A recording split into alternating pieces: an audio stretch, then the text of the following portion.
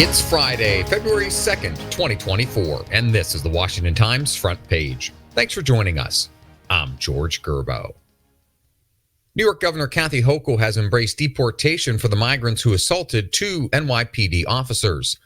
Stephen Dinan and Matt Delaney report Hochul, a Democrat, criticized the releases and said the perpetrators are candidates for deportation. Critics say migrants are seeking out New York City in particular because of its promise of housing and services and its sanctuary policy. In the assault, a group of young men kicked and punched two New York officers who were trying to detain someone outside a migrant shelter near Times Square. 7 people have been arrested, and some have been released without posting bail.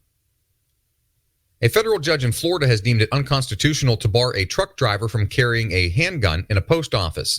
Alex Royer reports U.S. District Judge Catherine Mizell ruled that federal prosecutors failed to show any historical regulations against carrying firearms at post offices in their case against Emmanuel Ayala.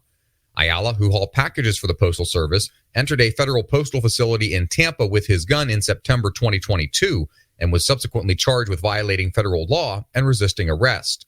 A spokesperson for the Department of Justice did not immediately respond on whether it will appeal. President Biden is expected to cruise to an easy win in the South Carolina primary, but Republican candidate Nikki Haley could dampen his victory. Susan Ferricchio reports Biden's allies are downplaying expectations for a repeat of the turnout from 4 years ago and say Haley may lower his numbers. Voters don't register by party in the state, and some who typically vote Democrat or are independent are signaling they will skip the Democratic primary to vote for Haley in the February 24th Republican primary. Coming off a solid second-place finish to Donald Trump in New Hampshire, but facing an uphill battle for the nomination, Haley is casting herself as a new generation of leadership against him and Biden. Staying with the campaign, lawyers debating whether Donald Trump should be on the presidential ballot this year are now battling over who should argue the case before the Supreme Court next week. Alex Royer and Stephen Dinan report attorneys for Colorado voters who brought the initial lawsuit have asked the justices to not let the Colorado Secretary of State's team argue. They said they have the case covered and see no need for the state to cut into their allotted time. The case stems from the 14th Amendment's insurrection clause, which bars certain officials who engaged in insurrection or rebellion against the government from holding office. The Colorado Supreme Court has ruled the provision applies to Trump and prohibits him from the primary election ballot next month.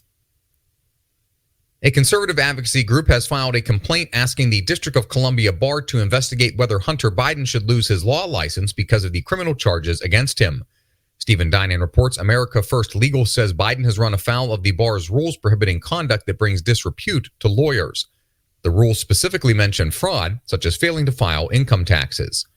The D.C. bar said that all disciplinary matters are confidential until charges are brought, so it couldn't confirm or deny the existence of an investigation.